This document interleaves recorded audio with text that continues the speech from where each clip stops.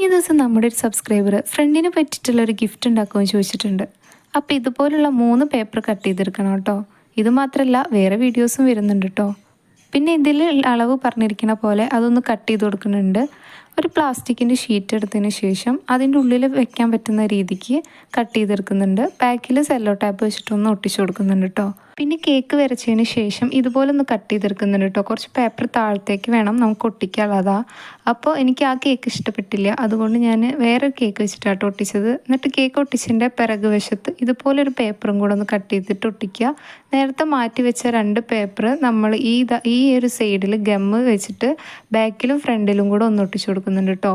പിന്നെ ഞാൻ വേറൊരു പേപ്പർ എടുത്തിട്ട് ഹാപ്പി ബർത്ത്ഡേ എന്നൊക്കെ എഴുതി കൊടുത്തിട്ട് അതും ഒന്ന് ഒട്ടിച്ചെടുക്കുന്നുണ്ട്. അടിയിൽ മേക്ക് എ വിഷ് എന്ന് പറഞ്ഞിട്ട് അവിടെ ഒന്ന് ഡെക്കറേറ്റ് ചെയ്തെടുക്കുന്നുണ്ട് കേട്ടോ.